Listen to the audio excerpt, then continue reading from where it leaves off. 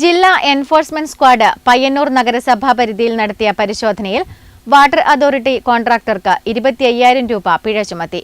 മാവിച്ചേരി റോഡിൽ പുതിയ സ്റ്റാൻഡിന് സമീപത്തുള്ള നഗരസഭയുടെ പാർക്കിംഗ് ഏരിയയിൽ താൽക്കാലിക ഷെഡ് നിർമ്മിച്ച 20ഓളം ഇതര സംസ്ഥാന തൊഴിലാളികളെ താമസിപ്പിക്കുകയും ഇവർ ഇവിടെ മലിനജലം ഒഴുക്കിവിട്ടതിനും പരിസര മലിനീകരണം നടത്തിയതിനുമാണ് പിഴ ചുമത്തിയത്.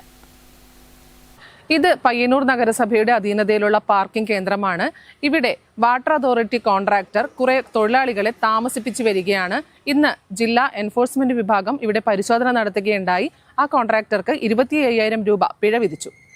ജില്ലാ എൻഫോഴ്സ്മെന്റ് സ്ക്വാഡ് പയ്യന്നൂർ നഗരസഭാ പരിധിയിൽ നടത്തിയ പരിശോധനയിൽ മാവിച്ചേരി റോഡിലെ പുതിയ ബസ് സ്റ്റാൻഡിന് സമീപത്തുള്ള നഗരസഭയുടെ പാർക്കിംഗ് ഏരിയയിൽ താൽക്കാലിക ഷെഡ് നിർമ്മിച്ച് 20ഓളം ഇതര സംസ്ഥാന തൊഴിലാളികളെ താമസിപ്പിച്ചു വരുന്ന വാട്ടർ അതോറിറ്റി കോൺട്രാക്ടർക്ക് 25,000 രൂപ പിഴ ചുമത്തി. തൊഴിലാളികൾ താമസിക്കുന്ന ഷെഡിന് പിറകുവശത്ത് കുളിക്കുന്നതിനും അലക്കുന്നതിനും പാത്രം കഴുകുന്നതിനുമായി പൈപ്പുകളും ടാങ്കും പൊതുസ്ഥലത്ത് സ്ഥാപിച്ച് മലിനജലം പ്രസ്തുത ഓടയിലേക്ക് ഒഴുക്കിവിടുന്നതായി കണ്ടെത്തി. ഭക്ഷണാവശിഷ്ടങ്ങളും ഡ്രെയിനേജിൽ തള്ളിവരുന്നതായി കണ്ടെത്തി. കറുത്ത നിറത്തിലുള്ള മലിനജലമാണ് ഡ്രെയിനേജിൽ കെട്ടിക്കിടക്കുന്നത്.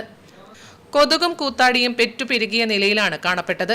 മേൽക്കൂര പോലുമില്ലാത്ത ശുചിമുറി സൗകര്യമാണ് നിലവിലുള്ളത്.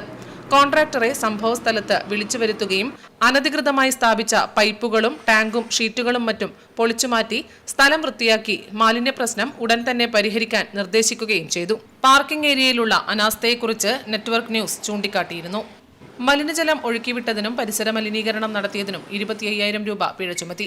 പരിശോധനയിൽ ജില്ലാ enforcement squad leader Ashraf PP, squad അംഗങ്ങളായ അലൻ ബേബി, പയ്യന്നൂർ നഗരസഭ clean city manager PP Krishnan, public health ഇൻസ്പെക്ടർമാരായ അജിത KV, വിധു TV എന്നിവർ പങ്കെടുത്തു. ജനങ്ങൾക്ക് ഉപകാരപ്പെടേണ്ട പൊതു ഇടമാണ് ഇവിടെ ഒന്നിനും കൊള്ളാതെ നശിച്ചു പോകുന്നത്. ഇനിയെങ്കിലും അധികാരികൾ കണ്ണു തുറക്കുമെന്ന് നമുക്ക് പ്രത്യാശിക്കാം. ക്യാമറാമാൻ സുമേഷിനൊപ്പം സുധാ സുരേന്ദ്രൻ, നെറ്റ്വർക്ക് ന്യൂസ്.